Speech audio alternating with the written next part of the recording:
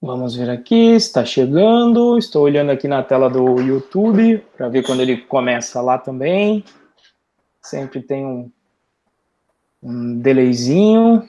Está rodando lá no YouTube. Ok, agora estamos ao vivo ali, pelo menos. Já chegou lá, então, a transmissão. Uhum. Bom, galera, boa noite aí para quem está assistindo aqui essa Tech Talk, né? Isso daqui é um bate-papo que a gente agora está fazendo live do curso Python.pro. Se você quiser ficar conectado aí quando a gente lança, a gente está acostumando fazer todas as quartas-feiras, mas em junho, agora na próxima semana, a gente começa a próxima turma Python Pro. Então eu já tenho algumas Tech Talks que estão gravadas que eu vou continuar colocando no canal. Então se você quiser ficar conectado, saber quanto esses vídeos vão estar no ar, você pode aí se inscrever aqui no canal, colocar aí o sininho para você ser avisado de quando os vídeos chegam. Essa daqui vai ser a terceira e última parte, pelo menos última do que está previsto, né? De repente, depois pode dar mais pano para a manga, que sempre dá. É a terceira e última parte do DRF, do Django REST Framework. Essa é a terceira parte. Se eu não me engano, eu incluí aqui já na descrição o link das duas partes anteriores, né? Onde na primeira parte o River mostrou a parte conceitual e de vocabulário do Django REST Framework. E na segunda ele fez manual para a gente entender qual é o problema que o framework resolve. E agora o River vai mostrar efetivamente o framework resolvendo o problema, como é que usa o DRF. Então a minha única dica é para quem está participando aqui ao vivo com áudio, sempre deixa lá o microfone no mudo e quando você for falar alguma coisa você participa, só para não ficar gravado, porque depois esse vídeo vai estar disponível aí no canal. E, Riverzão, você que manda aí, tá tão tranquilo que ele tá tomando uma durante a Lightning Talk, né? Eu trouxe a minha Eisenbach aqui mas vou acompanhar aqui o River. Mas ele tá tão tranquilo que ele tá tomando uma durante. Manda bala aí, River. Muito de boa. Eu vou compartilhar minha tela aqui já. Já estão me vendo aí? Ou melhor dizendo, vendo a minha tela? Sim. Beleza, então finalmente... Estou tendo retorno de alguém. Mas finalmente, na terceira parte, construir a API, né? A partir do próprio Django REST Framework. Tá? Então a ideia então agora é construir essa API, lógico, é uma API bem simplesinha, como a da apresentação anterior, vai ser a mesma API no caso, né? A ideia é de ter uma lista de tarefas, né?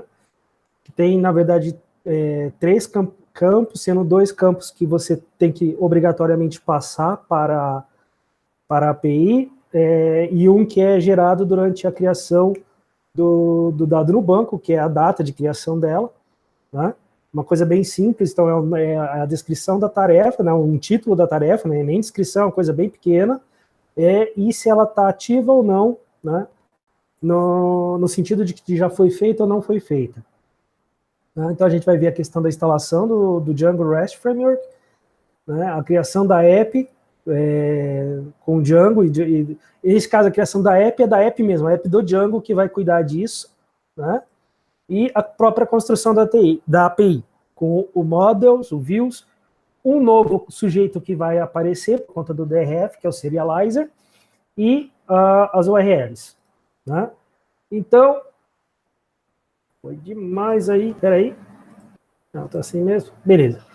Então, assim, a instalação do Django REST Framework é uma coisa muito simples. É um pip install, né, e ao final vai estar dando essa mensagem de sucesso de que foi instalado e volta para o teu prompt.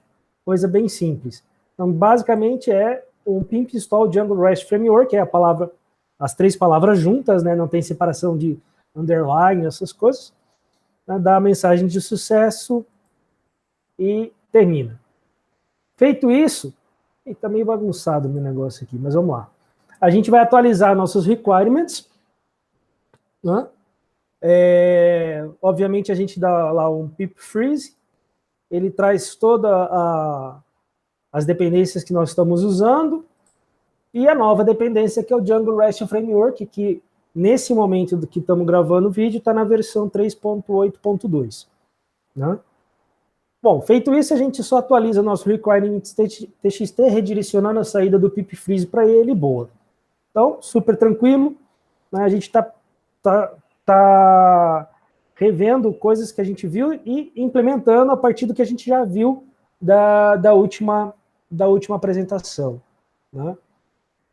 O projeto fica, então, né?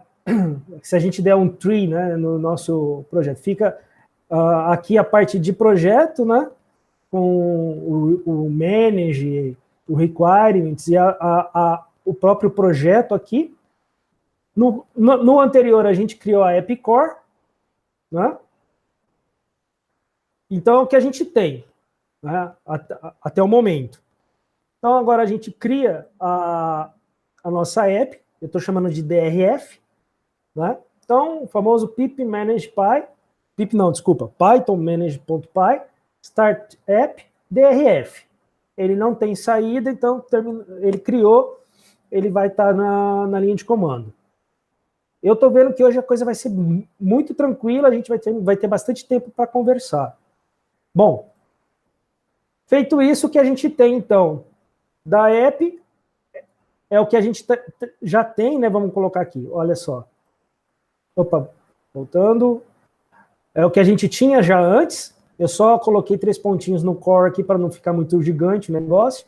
E ao final tem a parte da app, mas o que a gente tem, no final das contas, é essa criação aqui, que é padrão do Django, isso aqui não tem segredo. O que vai ter extra aqui, mais para frente, que a gente vai criar, é o serializers.py, que o Django, o startup do Django não cria para a gente vai criar na mão mesmo, mas isso é tranquilo.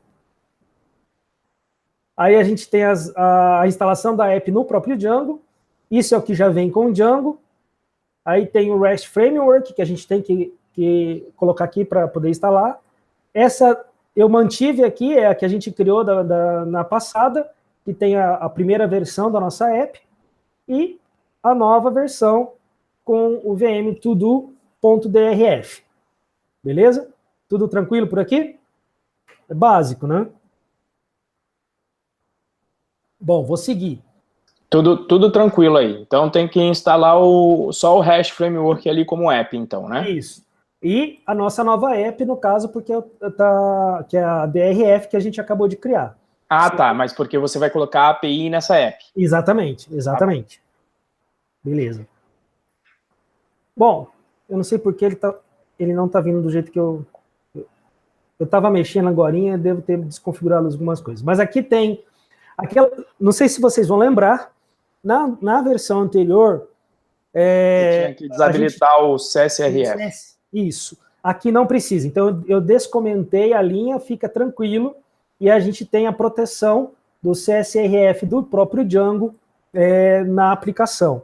Aquele a gente, por conta... vou até ser sincero, deve ter alguma maneira de usar, né? Com certeza tem alguma maneira de usar, mas por conta da apresentação e de estar fazendo a coisa na unha, a gente, para facilitar a questão, foi só removida essa proteção. Mas agora com o DRF pode manter que não vai ter problema nenhum, né? Bom, o nosso Models vai ficar mais simples, porque não vai precisar do Models Form. É Models Form, né? Model Form? Não vai precisar do form do Django, né? A gente não vai precisar dele. Porque então, o próprio DRF vai tomar conta, é isso? Isso. Okay. Exatamente. No anterior, a gente, na criação do Models, a gente precisou criar o Models e... Para ele fazer a validação. Exatamente. E o form para ele fazer a validação. Então, aqui, continua igual. A única coisa que está diferente é que a gente tirou a importação do Model Forms do Django e a criação do form aqui. Mas de resto tá igual, né? E ela está ordenada em ordem decrescente pela data de criação. Então, a parte do Models está tranquila. Bom, aqui já começam algumas diferençazinhas. Primeiro, aqui é o normal, na verdade aqui não é a primeira diferença, é o normal, a gente importa, se quiser usar o admin, a gente está importando o admin, se quiser utilizar. A gente não vai utilizar ele necessariamente, mas ele vem por padrão do Django, já deixa aqui. E o path é o que a gente usa para criar as URLs. Aí a gente tem, aqui eu mantive o do anterior, porque eu estou usando as duas apps. Eu não vou usar essa daqui agora, mas eu estou com as duas apps aqui. Então, o novo é as views criadas aqui para a app do DRF. Então, a gente está importando as views. De novo, eu estou colocando URLs primeiro, sem falar das views, porque as views são essas duas funções. Veja que a gente já está com duas, na verdade, classes e não funções. A gente vai usar o Class Base View para criar as views. E eu estou colocando primeiro aqui o negócio das URLs e não falando de porque o core, o coração da aplicação é o views.py. Então, a gente vai falar deles com mais calma e com mais serenidade. Então, aqui, é só importando as views. Né? Aqui a gente tem a URL patterns, que a gente incluiu. Eu já mudei, então eu coloquei, para ficar distinto da outra, eu coloquei DRF API versão 1 tasks, né? Chamando task list as a view. Né? E a outra, que é com int pk, para fazer a busca do task details as a view. Né? Veja que até os nomes estão um pouco mais enxutos, né? Olha só, a gente tem o get post tasks e o get delete put task detail, né? Aqui eu cheguei a alterar, aqui já vai dar erro porque eu alterei o nome da função lá, mas não tirei o tipo que está aqui. Né? Mas, e aí a do admin do Django. Né? Isso aqui, básico do Django, super tranquilo, né? Mas mostrando que a gente colocou, então, essas nossas duas novas URLs para essa aqui, para fazer o get e o post. Né? Ah, porque você deixou as antigas para comparar, foi isso? Isso. Ok. Isso. Né? Porque, na verdade, eu não removi a aplicação. Estou criando uma nova junto aqui no mesmo projeto, Django. Ok. E essa aqui chamada Task Details, que recebe o int pk, o inteiro, né, int, que é o pk que vai se fazer a busca da API. Beleza. Bom, esse aqui é o Core Views. É a view da anterior. Ele é... Eu deixei ele aqui... Eu não sei por que ele está fazendo desse jeito, mas tudo bem. Não era para ser assim, mas vamos lá. Ele está gigante. Né? Ele tem, se não me falha a memória, são 56 linhas totais. Né? Eu tenho 4 linhas de import, então eu preciso importar o JSON, eu preciso importar o model to dict, em que eu transformo o que vem do model em dicionário. Eu tenho que importar o JSON response para fazer a resposta em JSON. Né? E aqui eu estou tendo que importar a minha view, né, e o meu form. Esse é o do anterior. Quando eu importo isso, aí eu crio a view get post, que vai conferir se é um get.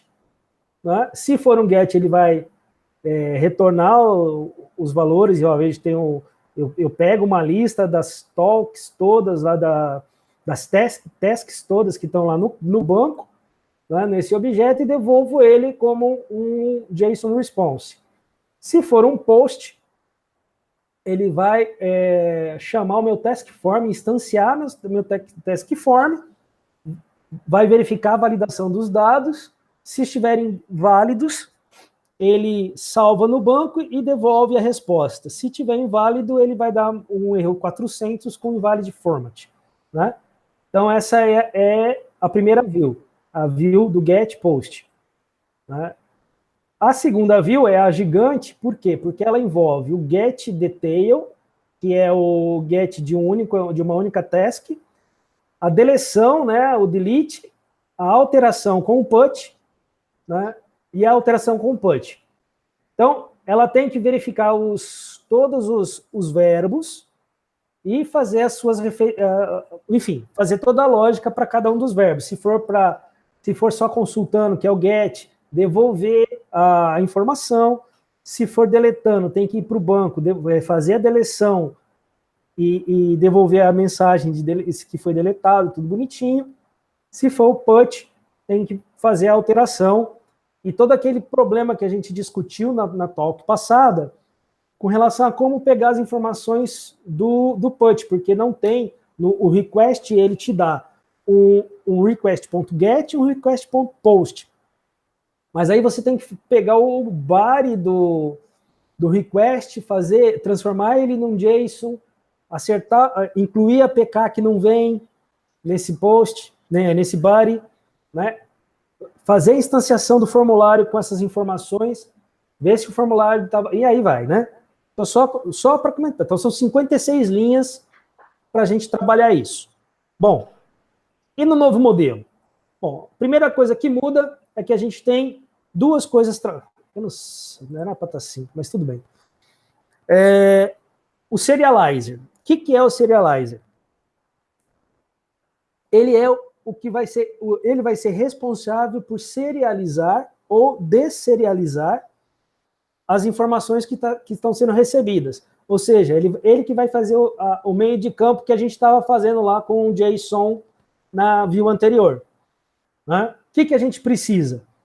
Importar os serializers da biblioteca REST Framework, né, que é o nosso Django REST Framework, e importar o nosso model, que agora é só uma task, não tem mais o form. E criar o serializer. Veja que, na verdade, o serializer é como se fosse o model form, porque você herda do serializers model serializer. E na classe meta, que é a única que você cria dentro da classe task serializer, você diz qual é o model que você está usando e quais são os campos que você quer serializar. Tá? É possível, aqui estão todos, né? Inclusive o ID, né? Vem até o ID, que normalmente no model a gente não criou ele lá, é criado no banco, né? Mas a gente coloca todos, aqui nesse caso, porque é pequenininho, inclusive, mas pode ser menos que a totalidade, vamos colocar assim, né? Então você, por exemplo, se eu quisesse serializar e ter só o ID e a task, que é a descrição, era só criar o serializer com ID e task, aqui em fields. Né? Ele tem a possibilidade de você economizar, vamos colocar assim entre aspas, digitação, colocando no fields, quando você vai usar o caso aqui, todos os campos, o dunder all. Mas a gente, inclusive em conversas que fizemos e tal, a gente chegou à conclusão que em termos de segurança não é uma boa prática, né? Porque pode, enfim, haver uma série de problemas por conta de estar buscando todos os campos do formulário. E não necessariamente uma questão de boa prática, mas a dificuldade de fazer testes para saber, olha, tá, eu quero o campo XYZ e vou testar se está vindo esses campos. De repente você mete um Dunderall e é alterado alguma coisa e o teste falha, enfim, coisas assim. Mas em todas as documentações e tutoriais e sites que eu vi na internet, pouquíssimos são que usam Dunderall. Todos acabam usando a chamada campo a campo. O Charles está perguntando aqui no chat para que serve essa classe meta aí. Cara, eu vou pedir ajuda aos universitários, por um motivo muito claro. É uma coisa, eu não sei se é da orientação a objeto, mas é uma coisa do Django. Tá. Eu particularmente sei que ela existe. Tá bom. Eu vou... Tá. O meta, o Charles, ele primeiro, para que ele serve, né? Ele serve para você definir as configurações de uma classe. Ela existe, inclusive, para o model, para o form. Então, ela chama meta, né? Eu sempre digo que esse meta que a gente costuma usar em programação quer dizer, por exemplo, metadado é o dado que fala sobre o dado, né? Então, metalinguagem, a linguagem que fala da própria linguagem. O melhor exemplo é o dicionário, né? Porque ele te explica uma palavra com outras palavras. Então, esse meta, esse class meta, ele serve, em primeiro lugar, para configurar a classe. E eu inclusive fui ver a razão disso, por que tem esse class meta aí dentro, né? Eu falei, pô, por que não define como parâmetro normal? Na realidade, esse class meta, basicamente, é até um padrão de projeto, que pelo menos eu acho que eu vi no Django mesmo, que é onde começa a história, mas eu acho que tem outros frameworks que usam também. Porque o que acontece? No módulo do Python, para quem sabe Python, você pode conferir também no livro do Luciano, quando ele fala sobre os descriptors, você define as propriedades como propriedade de classe, que é o que você faz no RM do Django. Você diz, olha, o name é um string property, né? E aí tem um problema, se você for ficar criando atributos, por exemplo, a gente podia ter lá um fields, né, dentro do próprio, como um atributo de classe dentro do task serialize. Só que se você tivesse um atributo lá que chamasse fields, ou até esse que chama module, você ia ter um problema. O cara não ia poder criar nenhum atributo chamado nem model, nem fields. Então você ia ter uma reserva de nomes, né? Então, para não ter esse problema, eles criaram esse padrão de projeto de criar-se esse class meta, que veja que ele é criado no escopo do task serializer. Por quê? Primeiro que você não vai criar um atributo normal de classe ou de instância com letra maiúscula, que você cria esse class. Então, na prática, o uso desse class meta serve para você ter um namespace dentro da própria classe, onde você pode colocar os atributos que você quiser dentro desse namespace meta para você poder configurar a classe. Essa é a explicação mais longa, tá? Mas aí você precisa já saber de um negócio avançado, que é como funcionam os descriptors, que basicamente é o que explica toda a mágica que o RM do Django faz, entre outros frameworks, o SQL Alchemy, os formulários e o RM do Google App Engine, entre tantos outros. É um assunto bem avançado, que a gente aborda no módulo do Python para quem sabe Python. O Luciano explica também isso no livro dele, até porque muito do livro se baseou nas aulas que ele dava, é um módulo que até foi feito pelo Luciano, e tem até a palestra do Luciano na PyCon, falando sobre isso. Tem uma palestrinha de meia hora que ele fala, acho que tem, acho que tem aqui em português também. Se for o caso, depois me lembrem que eu mando esse link aí. Beleza? Mas essa foi a explicação longa, desculpa Não, mesmo. Desculpa roubar aí a explicação aí. Porque, vamos dizer assim, é uma coisa que eu sei que existe, sei mais ou menos como funciona, mas eu não tenho, não tinha até então, a real ideia do que é, para que serve, né? Do porquê esse tipo de coisa. Né? Exatamente. Beleza, então essa é a explicação, tá? Você acha isso aí... na verdade, eu fui procurar na verdade, eu senti, uma vez eu usei, eu fiz uns descriptors para fazer uns formulários do Google App Engine, e eu falei, pô, não sei para que tem esse meta, eu não tinha entendido na época. Aí depois eu passei por esse problema do namespace, e foi aí quando bateu o estalo do meta, quando eu fui procurar, era isso mesmo. O meta, então, é só uma forma de você criar um namespace dentro da classe para você não misturar os atributos de configuração com os atributos da própria classe que você vai definir. Manda bala aí, Ribeiro. E no final das contas a gente consegue ver certinho que a gente está fazendo uma configuração da classe task serialize, dizendo qual o model que ela está usando e quais são os campos desse model que ela vai usar, né, com o model fields. Tá? Bom, aí a explicação já dada, a classe meta, que tem essa função, e aí usando o model, definindo qual é o model e definindo quais são os campos desse model que a gente quer utilizar. Lembrando de novo, né, para retomar aqui, que aqui eu estou usando todos os campos da tabela, mas que não necessariamente precisa ser todos os campos. Né? Aê, agora sim, não sei porque ele está pulando direto. Bom, agora vem a nossa grande view. Essa cervejinha aí, ó. Não é não, cara. Eu acabei mexendo um pouquinho antes de começar e acho que eu dei uma bagunçadinha. Agora, bem, lembra que a gente estava com uma view de 56 linhas, não cabia na nossa tela. Agora, a gente está com uma view que, só contando o código, tem 9 linhas, fora os espaços da PEP 8. Estamos com 9 linhas. Que a gente tem o quê?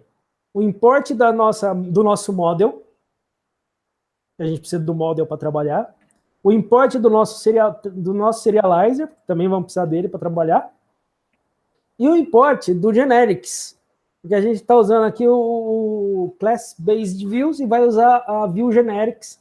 Na verdade, eu não sei se é bem a view generics, na verdade, a classe generics, mas vai usar algumas classes dessa classe. Não sei se é assim que fala, eu posso cometer alguns lapsos de linguagem, de terminologia de orientação a objeto. Como? Né? Desculpa, o que houve aí? É que assim, a gente está importando o generics. Mas, ó, da mesma forma que aqui atrás, a gente importou o serializer, mas vai usar o serializers.model serializer. Tá? Não é bem o serializer, quer dizer, mas ele está dentro do serializer. Assim, para mim, o serializer é uma classe abstrata que tem o model serializer definido dentro dela. É mais ou menos isso, né? Ou, sei lá, eu posso estar tocando em linguagem de orientação a objeto. Possivelmente o serializer, como ele começa com letra minúscula, é possível que ele seja só um módulo, né? Ele deve ser só um módulo, e dentro desse módulo está definido a classe model serializer. Ah, tá, entendi. Então é a mesma coisa aqui, que a gente tem o módulo generics, e aí como é que nós estamos fazendo? A gente lembra lá na URL, a gente tem a talk list, né? Da qual a gente pega a classe list create API view, né? Veja, a gente está buscando na generics, no módulo generics, a classe list create API view. List create, get e post. São dos dois verbos get e post. Depois de buscar, o que a gente faz? A gente busca os objetos no banco e diz qual é o serializer que a gente está usando. E matou toda aquela parte de se é get, se é post, de validação do formulário. Acabou, tá aí. Ele vai fazer todo o linguajar do REST, com todos os verbos HTTP, essa view aí, é isso? Na verdade, ele vai trabalhar com list e create, ou seja, get e post. Tá. Entendi, get post. Get e post. Né? Aí você faz uma query set, trazendo os objetos do banco. Opa. E diz qual que é a classe serializer que a gente está usando, que é a nossa serializer definida lá atrás da task serializer. E acabou. É isso que a gente está fazendo. Isso tudo está fazendo o nosso get e o nosso post.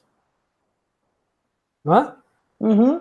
Depois disso, a gente faz o task details, que a gente herda do generics, retrieve, update e destroy API view. Ou seja, retrieve do get com um ID, que é o get que traz uma única instância da lista de tarefas.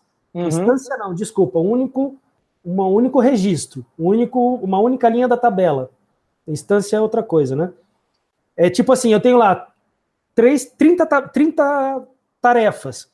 Com o retrieve, eu busco uma tarefa, que eu dou o get no ID 3. Aí ele vai me trazer a tarefa 3. É engraçado que o query set que você passa para ele é o all, né? Mas ele deve fazer um filter por PK lá dentro depois, né? Na hora pois eu também fiquei na... Se vocês forem ver, tirando o fato da gente estar herdando uma outra classe, herdando de é a mesma coisa. Classe, é a mesma coisa. Se você fizesse um mixin, você podia até eliminar duas linhas, mas seria besteira aí utilizar o mixin. E aí a gente define qual é faz o query set, fazendo o mesmo query set, e define qual é o serializer que a gente está usando. E matou. Com isso a gente está fazendo o get por ID, né, que é para pegar uma única tarefa, o update, que é para alterar uma tarefa, e no caso ali ele chamou de destroy, mas é o nosso delete, né, para deletar uma tarefa. E está feita a nossa view. Tá? De 56 linhas de código que a gente fez na anterior, lógico, a anterior está com 56 linhas, dá para melhorar? Com certeza dá para melhorar. Não estou dizendo que está já o suprassumo do sucesso aquilo lá. Mas, né, aquilo lá foi feito na mão. Quer dizer, teve muita coisa que a gente está controlando, se é get, se é post, se é delete, se é put. Né? Então, e fazendo dentro dessas condições, né, se é delete tem tal lógica, se é put tem tal lógica, e assim sucessivamente. Eu estava tentando imaginar aqui, mas é que realmente não faz sentido, né? Porque eu estou tentando fazer um link com a tua primeira apresentação, que foi o primeiro capítulo, né? E faz sentido, né? Porque o task list, ali é o list e o create, né? Ambos list e create são feitos no mesmo path. Ou seja, digamos que se for task, ele vai fazer no /tasks. Por isso que ele tem um list create, porque tanto listar quanto criar feito no mesmo path, no mesmo endpoint. E só varia o verbo HTTP, e ele já está tomando conta disso para você. Exatamente. Já no outro, é o que depende, vai ser o que depende do TK. Mais o ID. Isso. E aí, o que ele vai fazer vai depender do método HTTP, se é um delete, se é um post, se é um... Exatamente. Okay. E aí está divididinho em duas views, e você tem toda a API, né? Lógico, gente, vamos lembrar do seguinte, eu estou fazendo uma API super simplesinha. Agora, é aqui que vai estar o nó da questão? Não, vai ser ou no Serializer ou no Models. Porque aí tem, por exemplo, se você tiver relacionamento entre tabelas, você vai ter que tratar isso. Vai ter que tratar? Vai, mas não é aqui na View. É no Serializer e no próprio Model. Tá? E aí, com isso, nós vamos aos testes. Olha só que rapidinho que foi dessa vez. Isso que eu estava imaginando. Falei, essa talk vai durar 40 minutos. Né? E olha o detalhe. Como é que nós testamos a nossa view da outra vez? A gente usou o Postman, certo? Certo. Agora a gente pode usar o browser. Eu acho que agora, só mudando aqui, eu estou acessando o Django na famosa 127.0.1.0.1.8000 com o endereço que eu coloquei lá, DRF API V1 tasks, e eu já tenho a task list aqui. Eu posso aqui embaixo incluir uma tarefa. Ele que já fornece isso aí para você quando você acessa? Ele fornece isso tudo. Deixa eu só comentar. É tipo um admin, né, do REST Framework. É tipo um admin do REST Framework. Apesar dele ter uma possibilidade de você habilitar o próprio admin do Django para fazer isso aqui também. Tem um esquema lá que eu estava vendo na documentação. Não utilizei aqui, mas tem. Né? Mas é como se fosse o próprio admin do Django, só que o próprio admin do Django REST Framework. Aí, por exemplo, se eu quero pegar, eu tenho aqui duas tarefas que eu já tinha cadastrado. Então, aqui as duas tarefas. Vou pegar só a 2, é só colocar aqui o 2, dar um Enter, e ele me trouxe a 2. Que eu, inclusive, posso, né, deletar a tarefa aqui. E aqui embaixo eu posso alterar. Como é que ele sabe que ele vai ter que voltar esse admin aí e não vai voltar as coisas da API? Eu não entendi. Como é que... Você colocou alguma coisa de diferente aí? Eu não entendi. Não, é o próprio Django REST Framework. Na hora que você faz toda aquela abstração com Class Base View, usando a list view, né, que é, vamos lá, voltar. Não, eu entendi, mas digamos assim, porque quando você faz a API, vai ser para alguém consumir.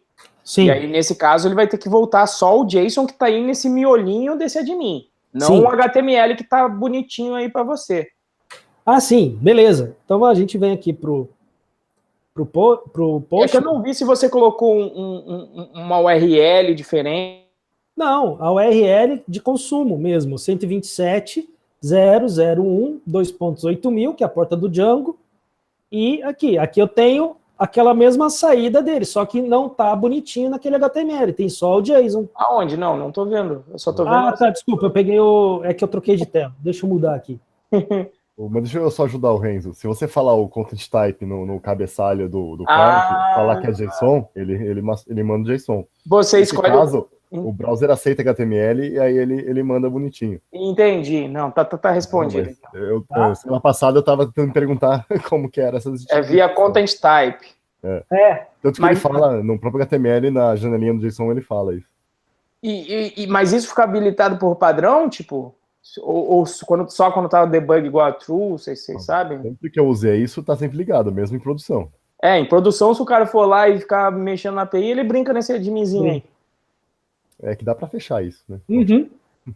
A ideia é já você fechar isso com token, já com alguma coisa de autenticação por sim. Ou mesmo desabilitá-lo, né? Você pode desabilitá-lo para não ter isso daí lá em produção. Vocês estão vendo meu Postman também, né? Uhum. Então, aí eu tenho o Postman, as duas tarefas aqui embaixo, né? O famoso 200 OK aqui. Uhum. Eu não consigo selecionar, mas tudo bem. Não, tá suave. Agora já é via content type. Beleza. Eu vou dar um get na task 2, aqui agora eu vou dar na task 1, que lá eu dei da task 2, só para mostrar. Já que essa talk está muito rápida, deixa eu então já fazer aquelas perguntas que aí qualquer coisa o Davi ajuda aí também. Então quer dizer que se tem um content type JSON, ele retorna o JSON. Se tem um HTML, ele retorna de mim. Rola um XML também, apesar de eu não gostar? Então, eu estava vendo isso hoje à tarde por conta do que eu preciso com o cliente que eu estou atendendo. E aí tem uma extensão, né, como se fosse um plugin, mas na verdade não é bem um plugin, é uma outra app. Então você tem o JSON, você tem que instalar o Django, tem que instalar o Django REST Framework e instalar o Django REST Framework -XML. E aí você pode ou setar no próprio settings.py que o default do parser e do render vai ser o XML, ou na hora de criar a classe da view, você importar o render ou parse do XML e usar mas eu não testei. Não testei, sim, mas assim... Ou seja, built-in não tem, você tem que instalar um plugin. O Fred fez uma pergunta aqui no chat, ele perguntou se isso aí é similar ao Swagger. Similar? Então, vou dizer assim, sim e não. Similar ao Swagger, não, porque o Swagger, na verdade, ele é uma forma de você fazer a documentação da API. E tanto é que se você entrar no site do próprio Swagger e fizer uma documentaçãozinha bonitinha e tal da API, ele gera um código para você, mas o do Python ele gera Python Flask, ele não gera Python Django.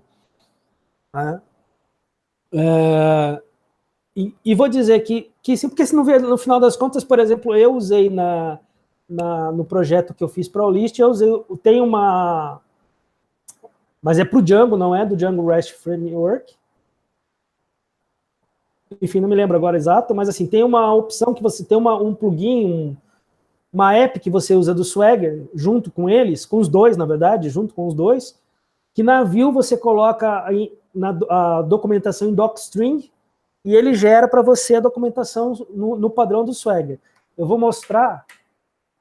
Deixa eu tirar aqui o Postman. Só vou mostrar como fica, tá? Deixa eu só ver se está ativo lá no meu Heroku. Se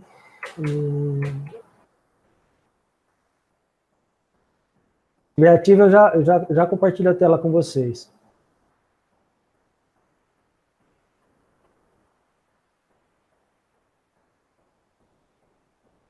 É por isso que eu falei, eu levei 2 dias para fazer. Tá ativo? Tá ativo? Ah, não, pera. Só tá demorando. Não, tá ativo sim. Já vou mostrar. Veja, eu usei... Não, calma, que eu tô compartilhando ainda. Ah, tá. Não, é que você falou veja e eu só ia te alertar que eu não tô vendo. Não, eu falei, eu usei para fazer essa API. Eu usei o Django REST Framework e o Swagger, que eu não me lembro o nome dele agora, eu posso depois ver na documentação aqui para ver. E ele me dá isso daqui. Então, quando eu clico aqui e ele me abre isso, ele abriu agora, isso tudo aqui tá no meu docstring da view. Tá? Tá no docstring da view. Se eu fechar aqui o get, pegar esse post, isso aqui tudo tá na docstring da view. Então, o que ele faz? Ele faz a leitura desse docstring e gera essa documentação bonitinha aqui. Só que isso é o Swagger. Né? Então, num certo aspecto, o Django REST Framework não tem nada a ver com o Swagger, porque ele não é para documentar a API, ele é para criar a API em si. Você pode, a partir dele, criar a API? Sim, do jeito que eu fiz esse aí. Eu vou colar aqui no chat, eu achei uma app, eu fui nesse código-fonte aí, eu vou até colar o link dela, e eu achei aqui REST Framework Swagger como app. É ele mesmo, né? Vou colar aqui no chat para o pessoal. Né? Então, nesse sentido, não tem muito a ver. Na verdade, o Django REST Framework vai te possibilitar isso. Você criar a sua app. Né? Agora, esse do Swagger aí, ele cria a documentação. Tá? Tem mais alguma pergunta no chat? Ele perguntou o que você usou nessa tela. Eu estava respondendo que você utilizou o Swagger, né? O próprio Swagger. Sim, naquela tela, eu não fiz o front da tela, eu fiz o back da tela e o Swagger fez para mim a documentação. Fica bonitinho pra caramba. Eu vou deixar essa mais para o final. O Luiz Fernando fez uma pergunta aqui para comentar um pouco mais sobre o processo da Olist. Tá. No final a gente... Mas aí, de repente, no final a gente conta, e o River conta aí como é que foi e tal, ele fez o projeto, ele de repente dá uma comentada. Mas também não sei, aí cabe também a ele, porque eu não sei até que ponto a gente pode falar do processo da Olist, né?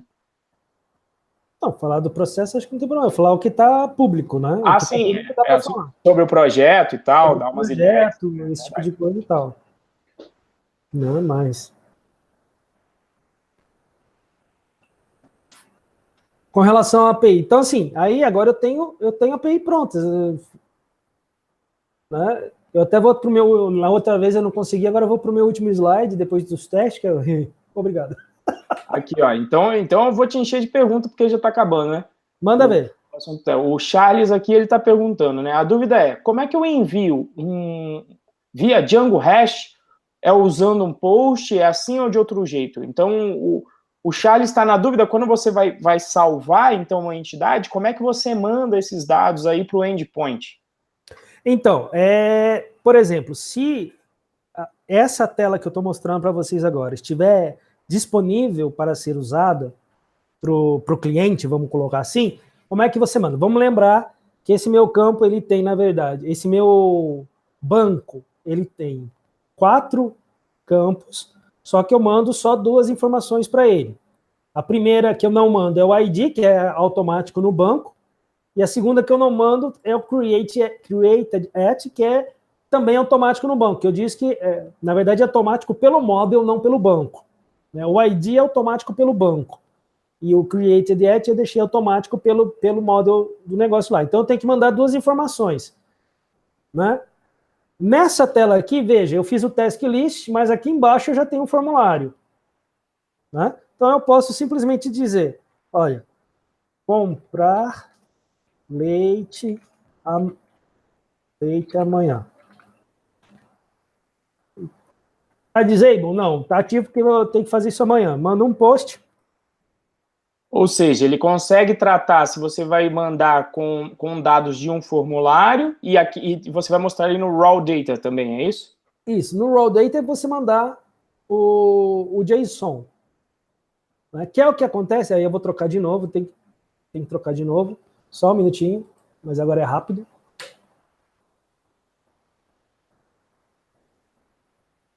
Enquanto ele vai trocando, Charles, só o resumo você vai mandar o que está previsto na API, você vai mandar esses dados em formato JSON. Se você criar, por exemplo, um site que vai fazer um controle de to-do, né? de listas de afazeres, o que você faz? Você vai criar um formulário que o camarada vai cadastrar as tarefas, né? Lógico que, de repente, esse disable true, você não precisa que o cara mande, você pode tratar isso no teu front-end, né? Na hora dele mandar, ele vai criar a tarefa, ele põe só o título da tarefa. E aí tá como, se não me engano, tá até assim no meu modo, eu teria que ir lá dar uma olhada. Mas o disable, ele sempre vai ser false por padrão, né? O valor default é false. Por quê? Porque ele não vai estar ticadinho, né? Então, toda tarefa que você acabou de incluir é uma tarefa a ser feita, não é uma tarefa que já foi feita, né? Então, o cara pode cadastrar só com uma. Então, a gente abre aqui, por exemplo, eu mudo eu mudo o verbo, estou mudando o verbo aqui, passei para post, tirei, logicamente tem que tirar ali, eu estava com a... O Alisson está perguntando se tem um link do Heroku disso aí. Desse aqui ainda não, desse aqui eu não Só pus no list, né? Só da list. Aí, aqui, eu posso colocar raw string, cara, e posso fazer como diz o Renzo, posso dar uma roubadinha aqui, só que eu vou tirar o ID e vou tirar o created at e vou passar isso aqui para false. Bom, é o que eu preciso. Opa, faltou só. O Charles fez a pergunta do que tu já tinha previsto no grupo do Telegram. Depois eu já te falo, deixa você terminar aí. Acho que tá tudo ok, não deu erro ali. Dou send. Veja, eu fiz um raw string. Estou mandando os dados da tarefa num post para o endpoint correto, né? Que tem que ser o endpoint tasks / send transportar. Eu acho que tem que mandar um dos outros modos. Acho que o raw que é o problema, né? Normalmente eu me perco nesse negócio aqui. Eu tenho que ser post, informe, assim, seja application form. JSON. Eu acho que tem que você tem que fazer um post de JSON, só que eu nunca sei como que faz ele no raw. Eu também não, eu sempre me perco nesse negócio aqui. Tenta mudar para um desses dois aí. Não, tem o form data não aqui. Vê aí, isso, JSON application. Isso mesmo. Pronto, achei. Aqui o problema não é minha aplicação, hein? O problema é eu não saber mexer no Postman. Aí, foi, criado. Quem sabe faz ao vivo. É isso aí. Ou tenta, né? Então tá, acabamos de mandar, sem ser lá pela telinha lá do próprio JSON REST Framework que ele dá. Usando isso aqui, gente, a gente pode usar. O Paulo Pessoa deu até a dica. Se a gente quisesse ter visto lá na própria URL, o Paulo Pessoa, obrigado aí, Paulo, ele falou, se a gente quisesse, a gente podia ter jogado até na query string o formato. Se a gente colocar lá o ponto de interrogação format igual a JSON, ele também na URL, ele também retornaria só o JSON, se a gente não quisesse ver aquele admin que eu tinha perguntado antes. Valeu aí, Paulo. Tá. Vamos tentar?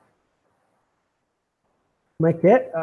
Aí eu vou ter que voltar aqui voltar para o browser. Isso, no navegador.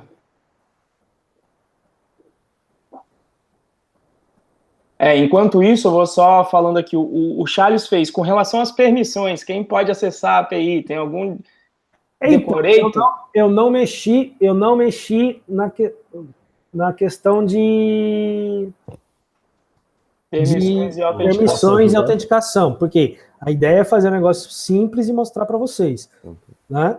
Mas eu posso ajudar a responder. Você consegue usar o próprio modelo de out do Django para limitar as tabelas. Você pode usar o mesmo que já vem de graça com o Django. Não, e o próprio Django REST tem um esquema dele de autenticação também. Eu não sei o que ele usa do Django para isso, porque de fato eu não fui a fundo nisso.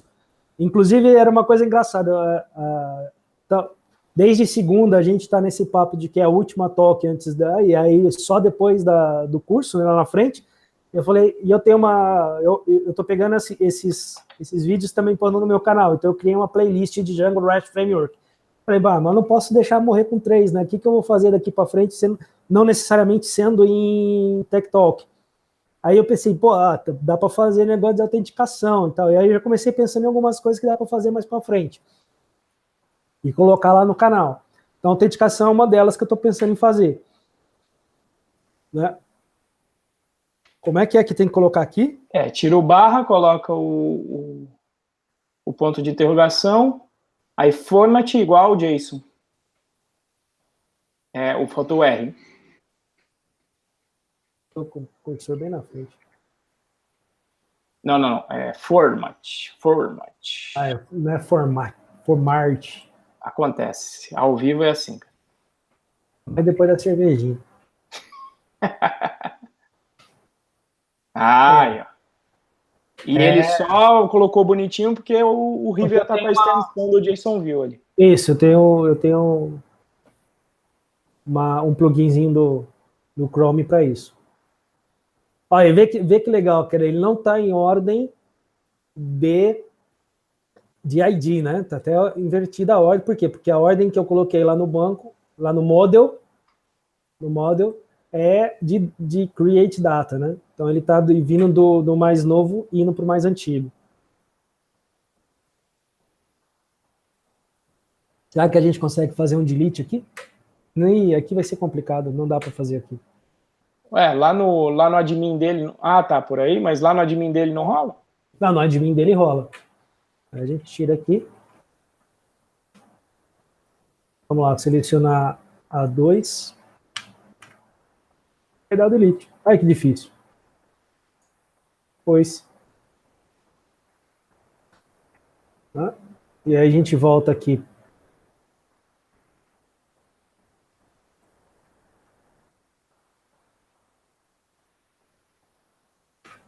Volta aqui. Ups.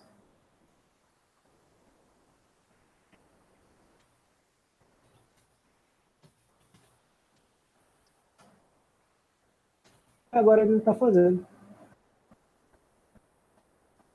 Ah, que eu tô com Fomart. Adoro esse Fomart. E aí A2 a gente não tem mais. Ó. Tem A1, A4 e A5. Quiser alterar, por exemplo, eu tô com A4 como false. Vamos dizer que comprar leite amanhã eu já fiz. Ô, River. Fala. Consegue dar um zoom nessa fonte aí, fazendo favor? Esse JSON que você mostra no final, ele tá bem pequenininho. Tá, deixa eu só dar a alteração aqui e eu já dou o zoom para ti. Valeu. Aí eu passo aqui para true. E ele alterou. E aí vamos lá pro...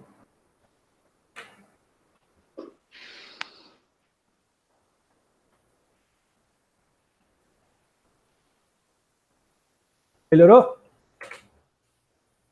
Melhorou. Aê, valeu, tá ótimo. Aí estava em false, eu alterei para true, a hora que fez a consulta no total e trazendo aqui, sem ser pelo admin lá, ele traz o JSON já alterado, né? Eu comprar leite amanhã, já comprei hoje mesmo e tá como true. Vale lembrar que eu estou colocando, eu inverti um pouco por conta do nome do campo, né? Então, se está disable true é porque já foi desabilitada. Né? E disable false é porque ela ainda está habilitada. Eu, na hora de criar o negócio, eu fiquei com a coisa, né? Aquela coisa boa, né? A pior parte da engenharia de software é criar nome de campo, variável. Eu fiquei meio na neura aí. Né? Tem mais alguma pergunta no fórum, no chat? Deixa eu me ver aqui. Como faço para participar do curso Python Pro? Esse é contigo, Renzo. Passo a bola para você. Ô, Marcos, eu passei o link, deixa eu ver até se eu acho ele aqui de novo. Vai começar, a primeira turma vai começar em junho, mas as vagas esgotaram. Esgotaram até tem um tempinho bom, até que elas esgotaram na primeira semana, elas esgotaram quando eu abri. E aí o que eu acabei fazendo com a galera foi fazer um período de nivelamento, né? Porque tem uma galera que já sabe coisa razoável, mas tem uma galera que entra sem saber nada, né? O cara tá vindo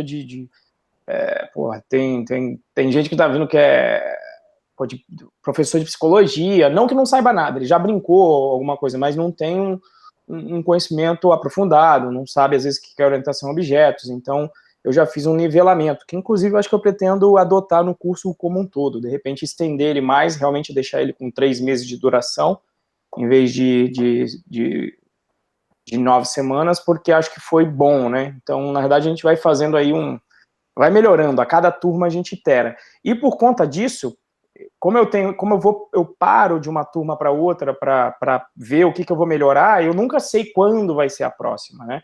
Então eu coloquei o link aqui, que é o link da lista de espera, né? Talvez o nome lista de espera não seja o mais adequado, mas como é que funciona essa lista de espera?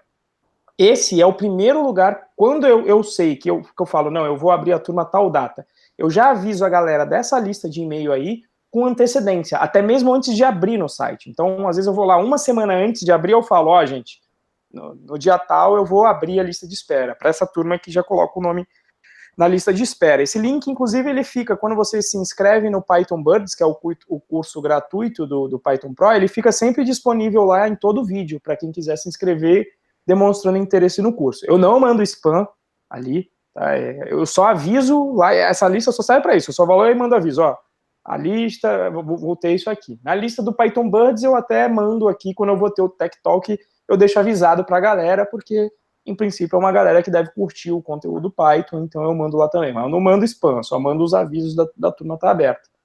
Então o pessoal fica perguntando, quando é que vai ter outra turma? E eu não sei, né?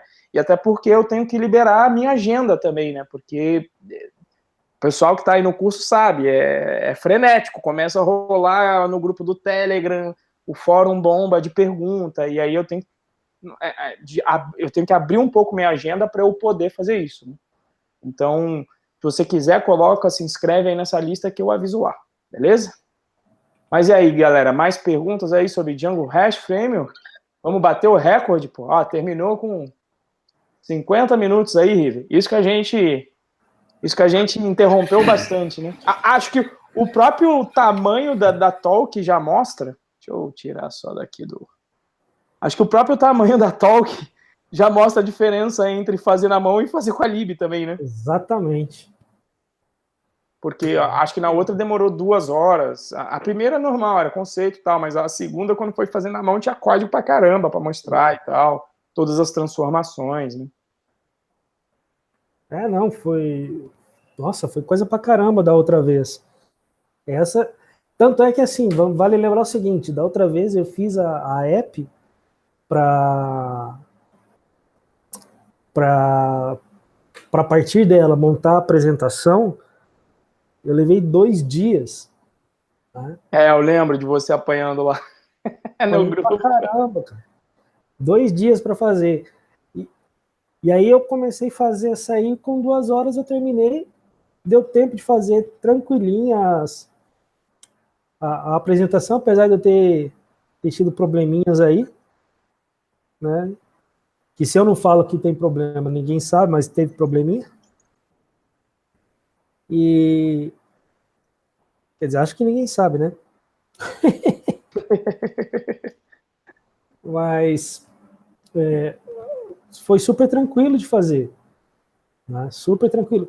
E aquilo, cara, a gente reduziu 56 linhas de código para 9. Também estou falando 56 linhas de código contando os saltos que tem da PEP8, né? De uma função para outra, esse tipo de coisa.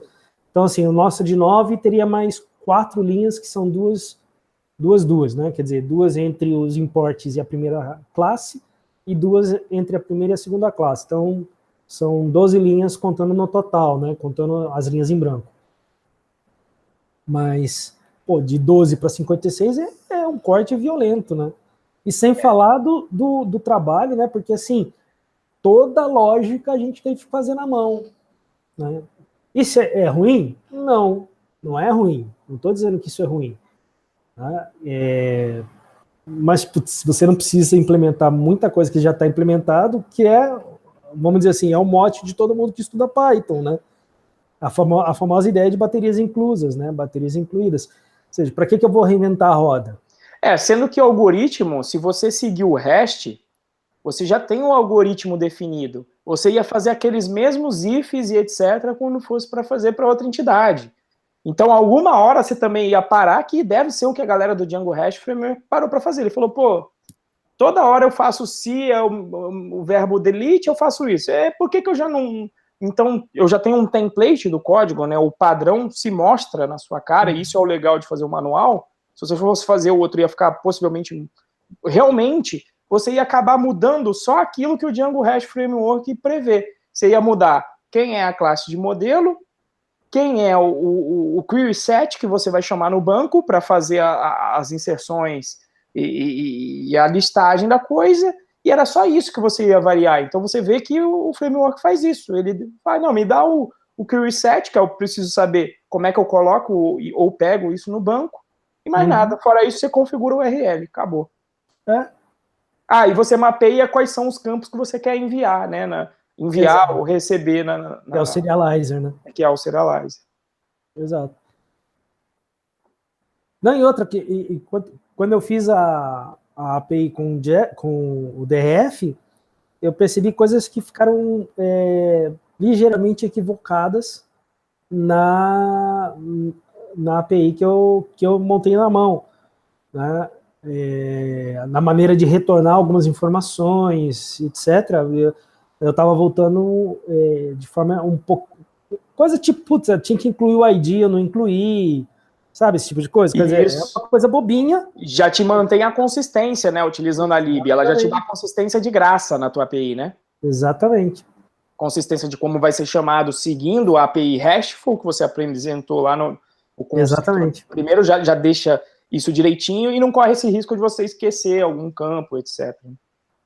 E vale lembrar que tem uma coisa que a gente não está fazendo, eu não fiz nem na primeira, não fiz nessa, mas que o DRF já tem a solução pronta, que é o seguinte, a gente falou daquele Hat2Eyes lá, que é aquela sopa de letrinhas esquisitona lá, que não sei nem como é que pronuncia, que dá para pronunciar aquilo, né?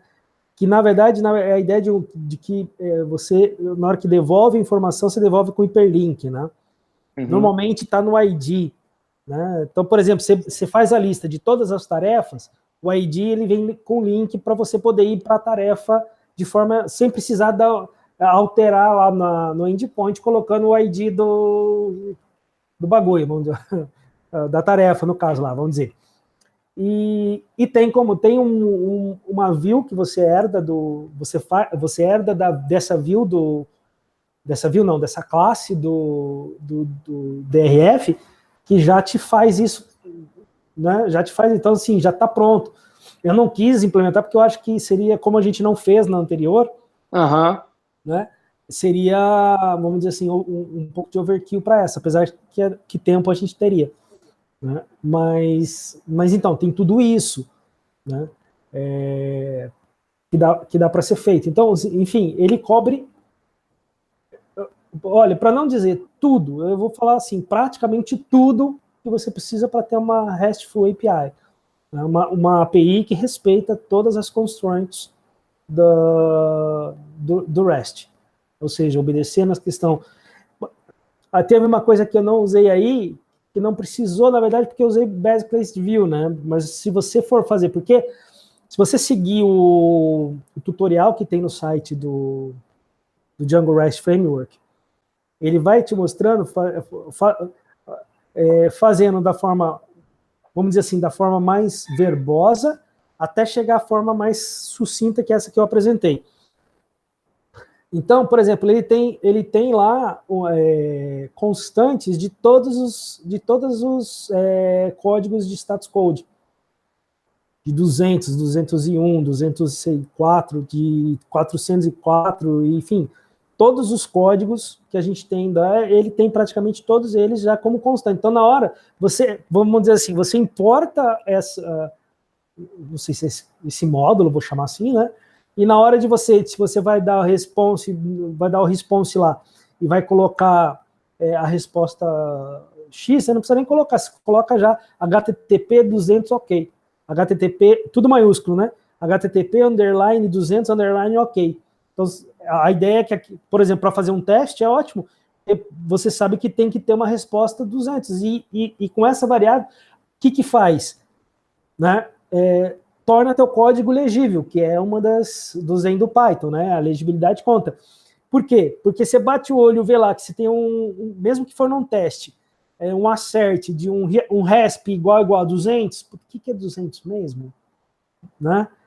Na talk passada a gente teve alguns casos desses, né, de gente que estava no chat que foi buscar na internet o que era um 400, o que era um... que a gente não lembra, e também não tem necessidade de gravar tudo isso, né, de lembrar de tudo isso, né? Então, deixa o teu código mais legível, né? Porque você vai bater o olho, o código está lá, HTTP, bom, primeiro que é um código HTTP, porque tem um HTTP junto, underline, tem o número, que é o código, underline alguma coisa, você sabe, esse alguma coisa, no caso do 200, por exemplo, tem underline ok, sabe que aquilo lá significa que foi um request que voltou um ok, está tudo certo, né?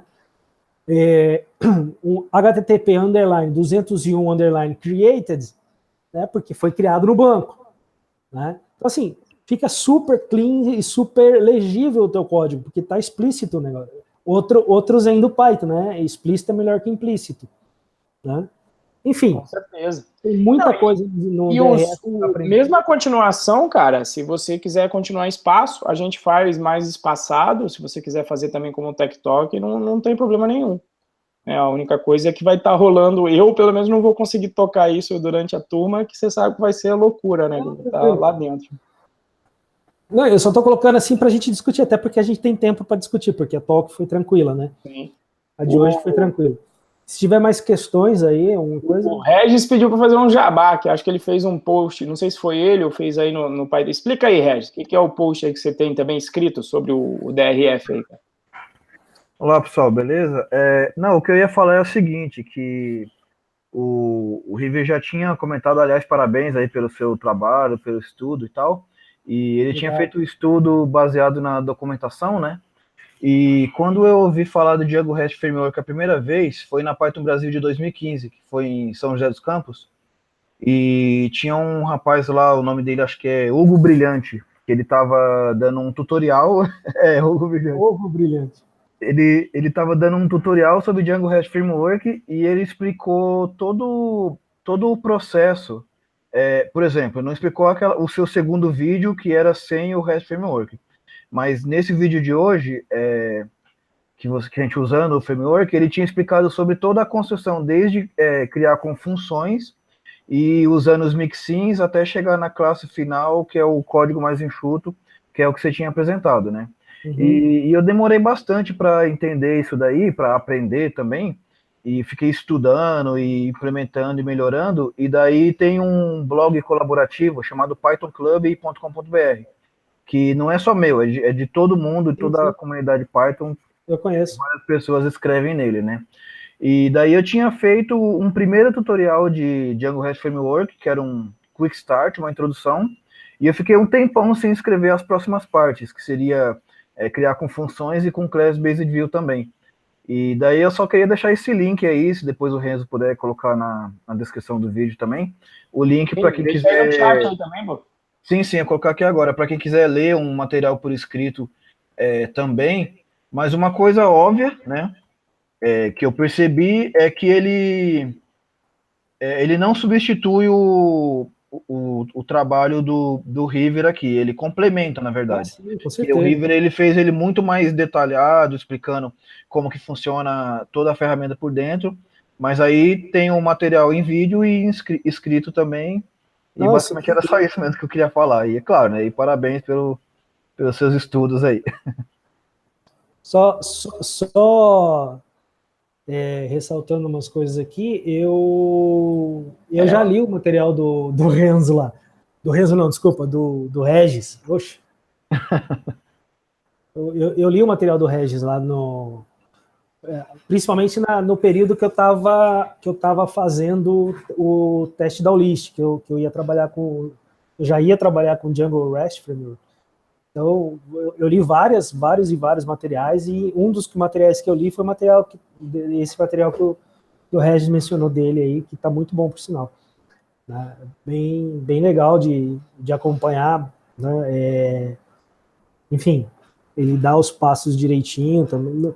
Enfim, é aquela velha história, né, gente? A gente está trabalhando com as mesmas ferramentas, não tem como não não falar das mesmas coisas, né? A gente está trabalhando junto, vai falando das mesmas coisas.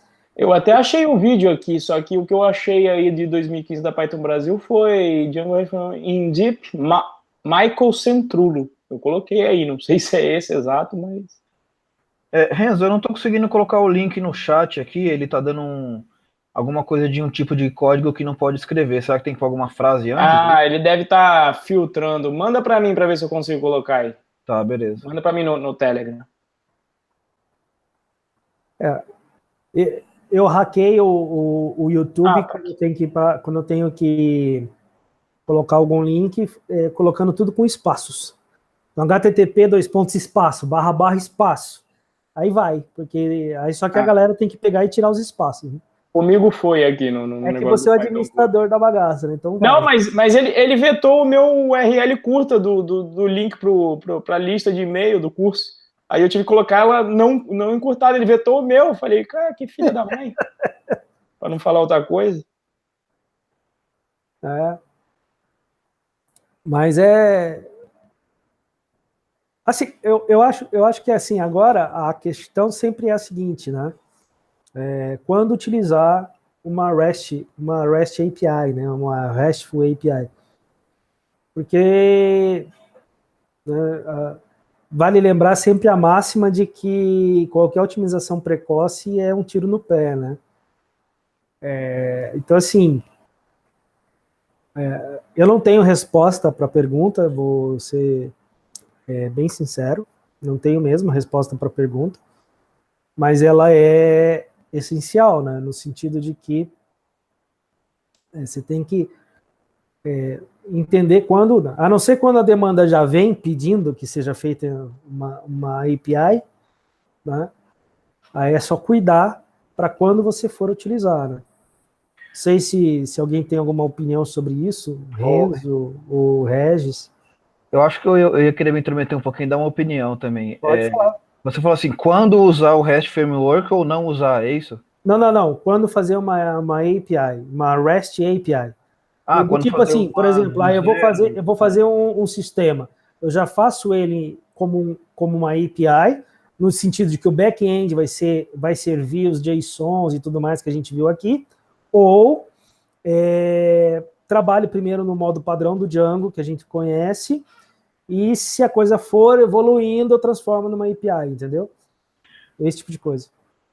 Eu acho que nem você tinha comentado, eu acho que depende da demanda e da complexidade ou simplicidade do projeto, porque se de repente ele é uma coisa muito simples, e se você já estiver usando o Django, beleza, talvez dá para você dar continuidade e implementar ele com o Django.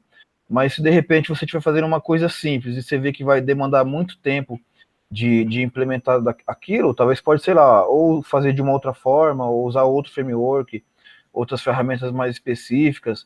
Agora também, assim, o projeto, ele começar já direto com uma aplicação REST, talvez se ele for, se tiver certeza que ele vai ser puramente mobile, que vai ser um microserviço, que nem você fala, para usar em outro lugar, aí sim, né? O único problema é que nem você tinha comentado, você não pode perder muito tempo com a complexidade daquilo que você tem que fazer. Né? Aí o Renzo pode complementar aí com a opinião dele. Não, acho que às vezes você pode trabalhar por exemplo, se você vai trabalhar num business to business, muitas vezes a tua API já vai ser você nem vai ter front. Eu estou falando porque é justamente a empresa que eu estou indo, a Prices, ela trabalha assim, a gente não tem front lá.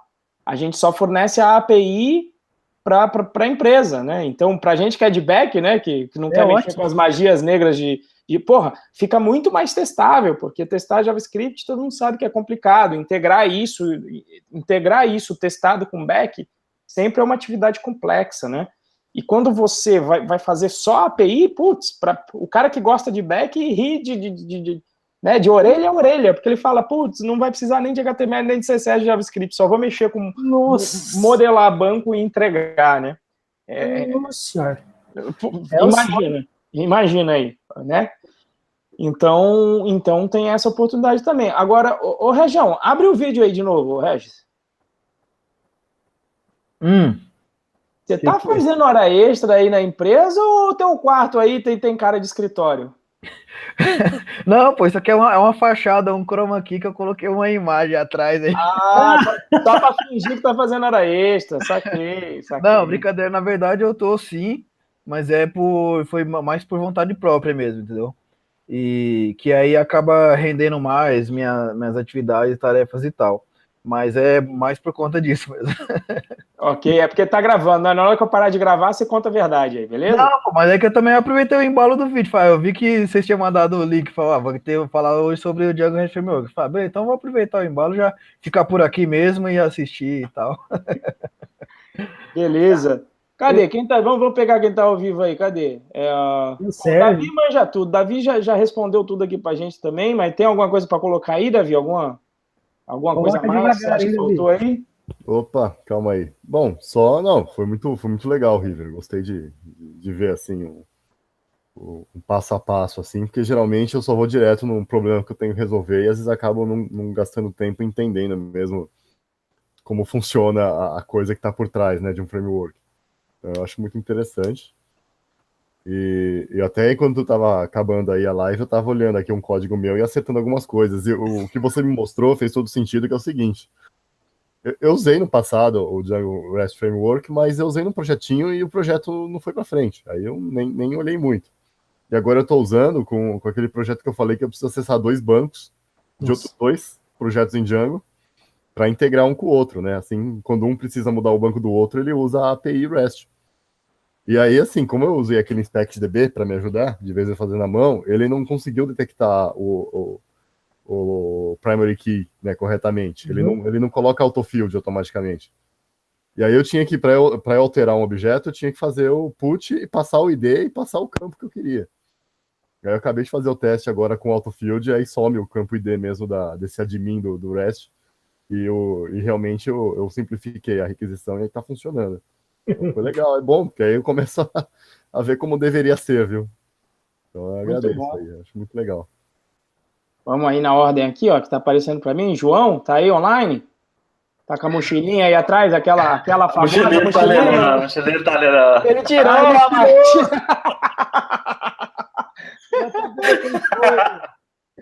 Tirei, velho.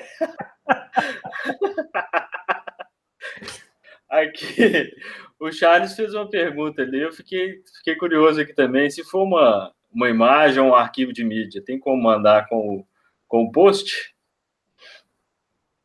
Cara, tem, né? Mas, de novo, eu falo, eu fiz o caminho mais fácil da questão. Mas tem sim. Tem que ver aí tem que ver a documentação do Django REST Framework e fazer as configurações necessárias. Mas não é nada assim muito cabuloso, não. É que justamente a ideia que eu tive, né? Até porque eu ia fazer uma API na mão, que foi a segunda Tech Talk, né? Essa é aqui a terceira, né? Que eu ia fazer a API na mão. Então, assim, eu quis simplificar o máximo possível, né? Também não vou... Né? Lógico, se eu tivesse que fazer isso para clientes, essas coisas é outra história, mas assim, para a gente aprender e trocar ideia aqui, você parte do simples e depois vai complexificando, né? Mas tem sim, tem como mandar arquivos com outros tipos, né? Desde mídia, enfim, mídia abarca tudo, né? De fotos a música, vídeos e outros tipos de textos, né, de PDF, etc. Tanto é possível, né, que outros grandes como é que eu posso falar? Grandes sistemas, né, utilizam desse tipo de coisa. Por exemplo, você tem uma API para o Facebook, quer dizer, a gente tem uma API que foi, por exemplo, só para fazer cócegas na galera que não é inscrita no Python Pro, né? No Python Tools, o Renzo faz um teste, né? Lógico que ele está consumindo a API, é diferente de você enviar dados para a API, mas ele faz um teste de você buscar no GitHub o avatar de uma determinada conta lá. Quer dizer, mas se a API permite isso, tudo bem que ela trafega, nesse momento, ela está trafegando para uma URL, que é um texto, então tudo bem, é mais simples, né? Mas você consegue fazer também o inverso, quer dizer, você tem uma API que recebe, provavelmente, como a gente tem que o GitHub você consegue acessar por celular, etc., você consegue fazer alterações na sua conta com isso. Então, você consegue alterar o avatar e tal, mandar fotos, etc., então você consegue sim subir informações. Eu confesso que eu não sei dizer como que nesse momento. Pode falar. Eu acho que é mais ou menos que nem o próprio Django, sem ser o framework, sem ser o REST, o próprio Django faz. Sim. Que é o seguinte, você faz o upload da imagem e aí ele te retorna o URL de onde foi salva essa imagem, seja no S3 ou em algum outro lugar, ele vai te retornar a URL de onde essa imagem foi salva. Agora, como que ele é enviado, a forma de stream que é feito o post, eu não sei te dizer, mas o que eu te garanto é que quando você faz o GET, o JSON te retorna uma URL com o endereço de onde está aquela imagem. Sim, isso sim. Você vai ter que fazer toda a infra como se fosse um post normal e você vai ter que tomar cuidado de setar os cabeçalhos, né? Tanto é que quando você faz um form de upload e esquece de colocar lá aquele cabeçalho que fica no próprio form HTML, que se não me engano é multipart form data. Uhum. Então você tem que lembrar de fazer aquilo para ele mandar via streaming, né? E a boa prática é que você use uma CDN, por exemplo, o Heroku nem vai deixar você escrever nada, nele mesmo. Então você, idealmente, você vai setar uma CDN, como é o S3 ou a Google Cloud Storage, se eu não me engano, aí você manda para lá, né, para ele fazer o upload, porque lá eles têm os servidores que a gente diz que são otimizados para fazer I/O, né, entrada e saída, porque você gastar o teu Heroku aí de front-end, que é caro, para fazer I/O é sacanagem, né? Ele é preparado para responder requisições rápidas, né? Então ele vai ter que subir várias instâncias. Então, basicamente, você pede uma URL, você vai fazer esse stream lá para a CDN, e quando terminar, ele vai mandar a URL dessa imagem que está lá, que é a mesma coisa que o River estava falando. Quando eu bato na API do GitHub, o que ele vai me retornar no JSON é o link, né? E pode ver que muitas vezes quando você vai fazer o upload, você faz ele à parte. E aí tem formas de você fazer isso Ajax. Você procura upload via Ajax, aí na internet você vai ver uma porrada de projeto que faz o upload via Ajax, mas você tem que tomar cuidado que você vai estar fazendo um streaming, né, de dados, né? Não é simplesmente mandar dado pouquinho que vai uma requisição só, não. Aquilo fica fazendo um streaming de dados. E tem API que deixa você fazer aos poucos, deixa você pausar lá sabe, no Chrome, quando você tem o pausar, download ou upload. Isso depende do como você implementa, se você permite que seja feito esse upload e download aos poucos, que dê para você pausar, que ele vai mandar aos poucos depois, etc. Então, dê uma estudada como funciona o upload normal pelo fluxo, digamos, que é a boa prática, né? Guardar em um CDN e depois guardar no banco de dados só o URL. É muito provável quando você... O detalhe no caso de uma API, vamos lembrar o seguinte, apesar da gente ter usado um Postman aqui para testar, apesar da gente ter usado o próprio Django REST Framework em HTML para testar e tudo mais, não é assim que a gente usa uma API. Né? A gente usa uma API escrevendo uma aplicação para usá-la, né? Seja em HTML, ou seja até mesmo em Django, na verdade. Eu tenho uma APIzinha, uma aplicaçãozinha basiquinha, bobinha, que eu escrevi quando eu estava aprendendo a programar em Python e tudo mais, que é a cotações de moeda do mercado, então dólar, euro, libra esterlina, né, e tal, e eu consumo uma API para mostrar essas informações, né? Então, assim, eu uso o Flask. Na verdade, eu usei para aprender o Flask, isso daí. A primeira versão dela eu escrevi em Bottle. Depois eu escrevi em Flask. Eu mudei ela para Flask. E assim, o que acontece? Né? Você escreve essa API e por detrás você tem um back-endzinho que vai consumir a API. Então, não é porque a gente construiu uma API que quem vai consumir essa API não tem que construir um back-end. Ao contrário, na verdade, a API é para conversar com outra aplicação. Então, essa aplicação ela tem que ter o back-end próprio, que vai consumir sua aplicação. Lógico que, no caso, ela vai ter ela não vai precisar implementar tudo que você implementou na sua aplicação.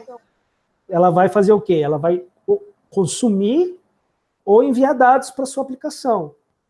Consumir dados ou enviar dados para a sua aplicação. Então, você vai fazer um front-end para a sua aplicação, que pode ser um form, né? Como eu fiz, por exemplo, eu fiz um form que faz um upload de uma foto, né? Essa foto, quando faz o upload, eu mando para o S3, para o serviço da Amazon do S3. E salvo no banco o quê? A URL. Né? Então, se eu fosse fazer uma API disso, quer dizer, na verdade, se eu fosse fazer API, seria só para consumir as informações que já estão lá. Mas você já tem, então, assim, mesmo que você vá fazer vai fazer um back-end que recebe uma foto, eu acho que é isso que acontece. Na verdade, você pega essa foto, quer dizer, o seu back-end vai pegar essa foto, vai fazer o upload dela, vai jogar para um serviço S3, só que em vez dele salvar num banco local, ele vai mandar para a API. Então, no final das contas, você está mandando um JSON com texto puro. Por quê? Porque a referência da foto é uma URL, não é a foto. Né? Mas, enfim, eu sei que eu vi que tem algumas coisas que dá para você fazer, devolver, até mesmo para você, quem consome a aplicação, consumir arquivos diferentes de JSON, consumir uma imagem, um JPG, um PNG, consumir um PDF, esse tipo de coisa, é possível de ser feito, mas tem que estudar um pouquinho mais. Eu, particularmente, nesse momento, não teria como dizer para vocês como fazer. Como eu disse, eu fui no básico do básico do básico para a gente poder conversar aqui. Né? Beleza? Região, você que está trabalhando aí até agora, alguma coisa aí a mais para colocar, fazer jabá? Trabalhando não mais, né? Agora eu tô participando aqui com vocês e já tinha encerrado. Na verdade, eu tava garantindo a minha emenda de sexta-feira já, viu? Pode falar que acabou a gasolina aí, você não consegue ir embora. Na verdade, eu tava garantindo que para mim hoje já é sexta já, essa que é a parte boa. Mas, não, na verdade, não tinha mais o que falar não, o que eu queria falar era mais daquela parte do link mesmo que tem a ver com o assunto e, por enquanto, não me veio mais nada em mente, não. E o Sérgio aí, o último ao vivo, tá aí? Tem microfone, tem vídeo aí ou não? Ou foi embora? Foi embora, né? Só ligou a câmera e foi embora, foi isso? Dou-lhe uma, dou-lhe duas, dou-lhe três. Mais alguém aí no chat aí? Charles já perguntou bastante, a galera que chegou aí. O Marcos fez a pergunta de quando será aberta a próxima turma, eu mandei o link lá de novo, mas eu falei aí, tá, Marcos? Como eu falei, eu não sei ainda, porque depois que acabar essa turma, eu paro para ver o que eu tenho que melhorar para a próxima, né? E quem é aluno sabe que eu estou ainda num período de transição, fazendo a gravação de módulos. Eu gravei 2 dos 7, né? E semana que vem a gente começa a tacar o pau, a gente vai ficar junho e julho. Na verdade, a gente já passou aí 1 mês e meio fazendo aula de nivelamento, né? Orientação a objetos, ferramentas importantes aí do Python com PyTools, VirtualEnv, pip, como instalar a biblioteca, como criar a sua biblioteca e postar no PyPI, teste com PyTest, mock. Essa semana foi a vez dos mocks. A galera tava, né, começa a testar, começa a pintar aquelas dúvidas de como testar código, e eu tava ajudando a galera aí a testar. Bom, enfim, sobre o upload de arquivos via API, pode crer, o Sérgio tinha até resolvido isso também, ele postou aqui, né, no chat interno, que ele fez um upload encodando o JPG em Base 64, né? Seria uma forma também, só que aí tem que ver o tamanho, que às vezes, dependendo do tamanho, pode ser que teu request não aguente, né? via post. Tem que ver se tem que meter o stream lá para ele aguentar. Eu não sei. Música até pequenininha, imagem também. Quando você quiser mandar um vídeo, alguma coisa assim, é mais cabuloso. O ideal é você mandar para o CDN, né? Esse é o mundo ideal. Que aí a Amazon... No Google, eu até explicava lá. Tem uns vídeos meus que eu mostro isso no Google. É bem interessante. Como é que funciona, né? Basicamente, a tua app em si usa o CDN como uma outra app, né? Então, como é que funcionava lá no Google? Era assim, ó. A minha aplicação tinha uma chave para conversar com o CDN, né? Então, para conseguir autenticar, isso seria até uma dúvida para mim, já vou deixar aqui para o River, então, para ele pensando em autenticação. Eu queria saber depois se tem alguma app do Django REST Framework que já faça gestão de apps usuárias da tua API, porque é assim que a turma costuma fazer, né? Você cria uma app com uma chave, porque ele vai fazer a contagem de chamadas nessa API, né? E muitas vezes tem a cobrança sobre isso. Então, se você souber sobre isso, você pode falar. Se você não souber, já fica para o teu estudo aí. Fica para o estudo, não sei. Isso, se já existe uma app de Django para fazer isso com DRF. Mas aí, como funcionava o fluxo? Eu mandava uma chamada para o CDN, eu não sei como se na Amazon, mas eu não duvido que seja bem parecido. Eu mandava uma pergunta, quando eu ia fazer o formulário, na realidade, de envio de imagens, o que eu mandava de upload? Eu perguntava para o Google, eu falava assim, ó, eu quero fazer um upload. Quando eu mandava essa pergunta, ele me respondia com uma URL dele, do CDN, que eu colocava no form. Né? Então, quando ele fazia o post do upload, ele mandava direto para o CDN, nem passa, que é o ideal, não passa nem pela minha aplicação, né? Vai gastar a banda do CDN, porque a banda do CDN é mais barata, o storage do CDN é mais barato. Então ele começava a fazer o upload lá. Então minha aplicação nem está sabendo. A única coisa que minha aplicação fez foi perguntar qual era o link do upload, mandar para lá e pronto. Né? Depois disso, quando terminava o upload, o CDN fazia uma chamada para a minha aplicação dizendo, olha, a URL desse arquivo aqui dentro do CDN é essa daqui. Então era nesse momento, no final do upload, que eu pegava aquela URL em formato de string e jogava no meu banco. E aí, toda vez que você fosse servir aquele arquivo, você passava aquela URL que está apontando para ele no CDN. Esse era o fluxo. E era, em princípio, complexo, um pouco mais complexo de entender, porque não envolvia fazer um post para a tua aplicação. Está fazendo um post para outra e no final dessa você tem que ser avisado para gravar a string. No S3 eu nunca fiz ainda, mas eu já tenho ele configurado no S3 e eu acredito que o Django já deva tomar conta disso tudo. Mas eu até perguntei para o River esses dias, falei, alguma hora eu vou testar isso aí, ou se alguém tiver testado já no S3 e quiser falar como funciona, fica à vontade. Uma dúvida aqui, alguém sabe isso, de como funciona no S3? Se não souber, fica mais um tema aí para de repente, para outra Tech Talk. Uploads no S3 via Django, no S3 com Django e Heroku, né? O Elton Corrêa está fazendo uma pergunta aqui, uma dúvida. Na hora de consumir uma API no Django, existe outra maneira de consumir além da lib requests? O River mostrou aí o Postman, né? Tem o curl. Mas o que ele perguntou é no Django, né? Não, ele está falando consumir a API. Na hora de consumirem uma API no Django, existe uma outra maneira de consumir além da lib requests? Então, nesse sentido, não, acho que não. Teria o URL lib, mas a request é a melhor que tem no momento. Uma coisa que você pode... o URL lib vai ser mais cabulosa que o requests, e dá uma olhada na API chamada Tapioca, do Ximenes, do Felipe Ximenes. Ele fez uma apresentação dessa API, é muito legal essa API, porque ele basicamente cria como se fosse um CLI para você, é uma abstração em cima do requests, até onde eu entendi. Então ele cria como se fosse um objeto para você representando a API, e em vez de você ter que ficar fazendo as chamadinhas na mão, você vai no código Python e diz assim, se fosse na API do River, você ia fazer todo.create e passa os parâmetros, como se fosse uma função, e por trás dos panos ele está fazendo aquilo para você. E, inclusive, vários serviços que fornecem API vão te fornecer um chamado SDK, muitas vezes. Aí ele fala lá, eu tenho um SDK da API em Python.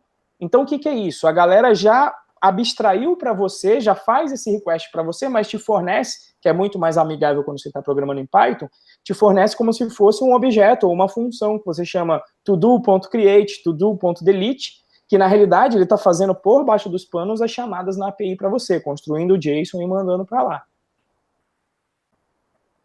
O PayPal faz isso, é bem legal. Isso.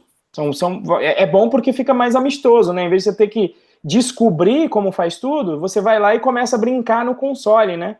Do próprio Python para entender como ela funciona. Ó, o Paulo Pessoa falou aí, ó, já fiz usando o Boto 3. É, né? O que a gente faz.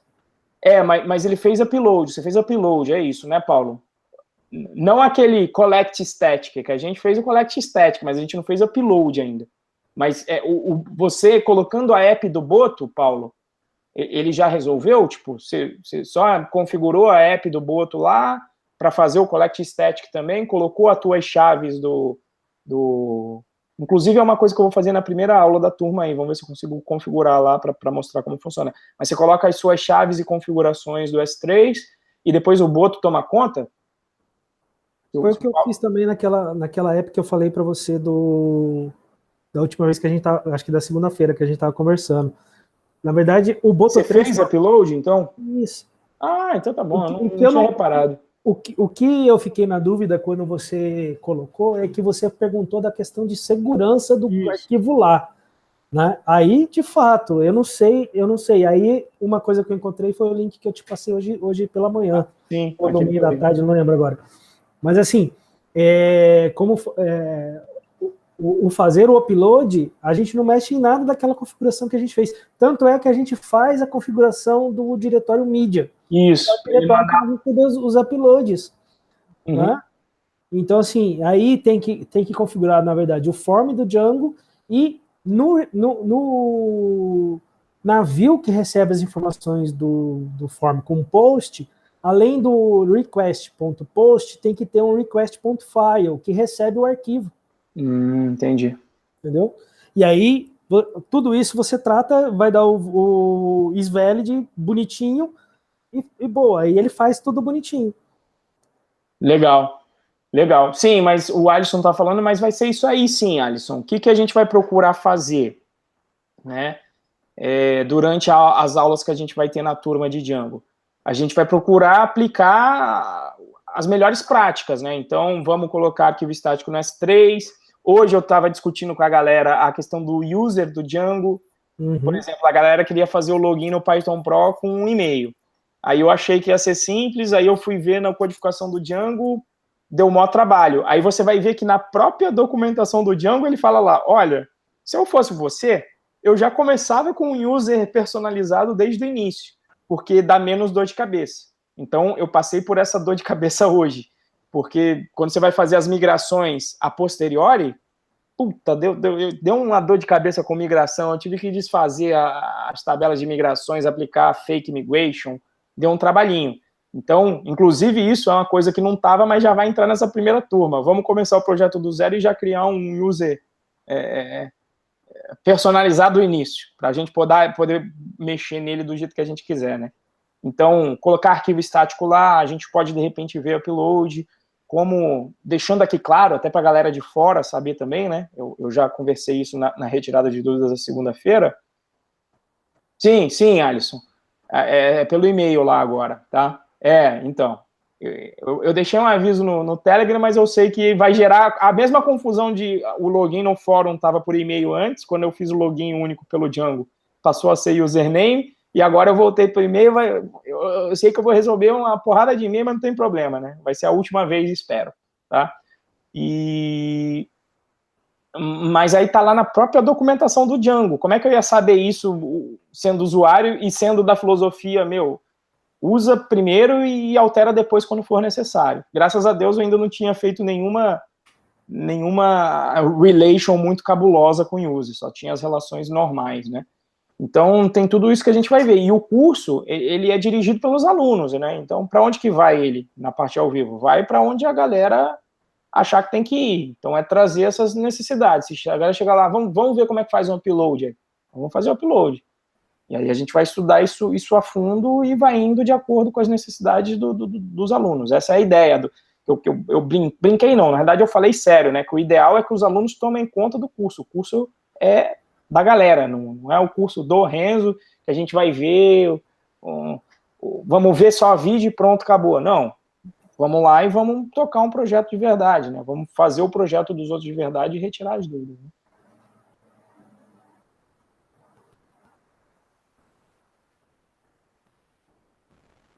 O que mais? Tem mais alguma pergunta aí da galera que tá aí?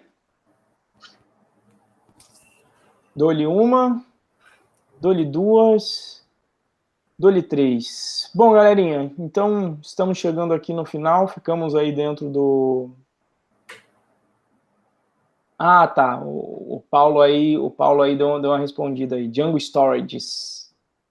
Tem Amazon S3, Apache LibCloud, tem um monte de coisa bacana. Vamos dar uma olhada nisso aí, então. Enfim, gostaria de agradecer aí todo mundo que participou ao vivo aí dessa live, quem estava aqui aí,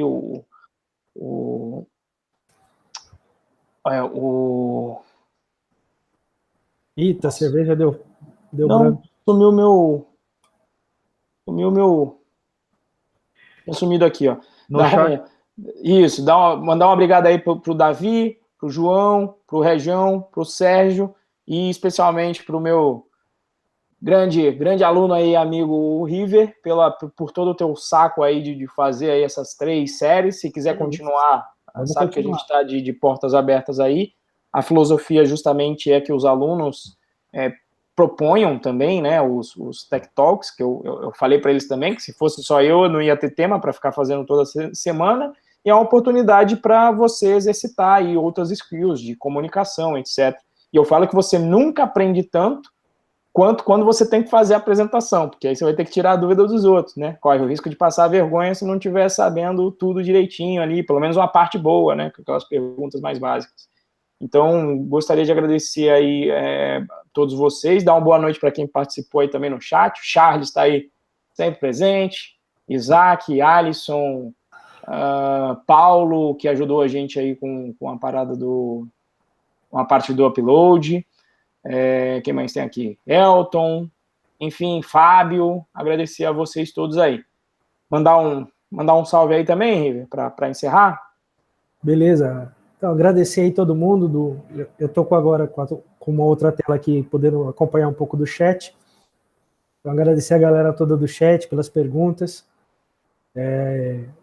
Agradecer a você, Renzo, pela oportunidade. Né? Como sempre, você disse que está sempre disposto e sempre está aberto aqui, então isso é importante, incentivar a galera do curso que façam a mesma coisa, né? Dá sufoco. Ontem eu tive dor de barriga, ontem eu não consegui, você tem ideia, eu passei mal durante a tarde, aí fui descansar um pouco, acordei assustado achando que tinha perdido o horário da Tech Talk, então assim... É mais ou menos isso. Isso porque eu estou na terceira, né? Se fosse a primeira, tinha até justificativa. Mas, enfim, faz parte, porque eu acho que é uma responsabilidade grande trazer informações para vocês, trazer conteúdo de qualidade, né? E por mais que eu tenha experiência em questões de dar aula, eu estou fora da minha área, né? Se falar de lógica, falar de filosofia contemporânea, esse tipo de coisa ia ser bem. Já tá na sua área, Riverzão, não mete essa, rapaz. Pois é, mas, enfim, quero agradecer muito a oportunidade e dizer que estamos juntos e que eu já anotei aqui uns 2, 3 temas de REST API que eu continuo devendo. Na verdade, agora só com DRF, né? Vou colar no Regis para ver se a gente, de repente, até bola alguma coisa junto. Né, Região? Eita, já vi que não vai ter como escapar, né? Não, mano. Caiu na chuva é pra se queimar, velho. Apareceu, já era. Ué, na chuva pra se queimar? Achei que era pra se molhar, pô. É a cerveja, E aí, então, outro dia também eu tava conversando com o Renzo, aí eu meti umas opiniões aí naquele seu segundo vídeo, né? Aí eu falei, então, agora você vai ter que falar alguma coisa aí também. Falei, vixe, sobrou pra mim agora também. fazer uma Tech Talk aí também, quem sabe, né? Tamo junto, né? Não está perfeito, nada é perfeito sempre, mas é o melhor do que eu pude fazer. E tipo assim, cara, eu acho que a única coisa que eu não temo é pôr o cara a tapa, né? Que é o perfeito, né? É isso que precisa, só isso que precisa. Só isso que precisa para aprender. Pois é. E aí, assim, agradecer muito a oportunidade e já parar de falar, porque como filósofo eu sou prolixo pra porra. Senão daqui a pouco já deu meia-noite e eu não terminei de falar ainda. Bom, galerinha, então é isso aí. Muito obrigado para todo mundo que participou ao vivo, você que está vendo esse vídeo aí também gravado. Se quiser ser avisado aí dos vídeos, tá, que a gente vai postando, a gente tem Tech Talks que foram gravadas que eu vou postando. Ainda está faltando, acho que umas 33 talks para colocar ainda aí ao vivo sobre diversos temas que a gente teve. Já teve instalar o post aqui com doc, já teve, acho que a única que deu errado que eu não gravei, eu desisti de colocar a gravação, foi a de Ansible. Vários temas que surgiram, orientação a objetos, princípio Solid, enfim, são várias coisas que ainda tem para fazer o upload. Se você quiser ser avisado, se inscreva aqui no canal, coloca aí o sininho, que aí você fica sendo avisado quando os novos vídeos saírem, beleza? Então, agora sim, encerrando, boa noite para todo mundo, bom feriado, né? Estamos aí entrando, quinta-feira vai ser feriado, mas como não tem gasolina, acho que ninguém vai viajar muito, não. Isso aí. Abraço. Valeu, abraço. Vai. Até mais.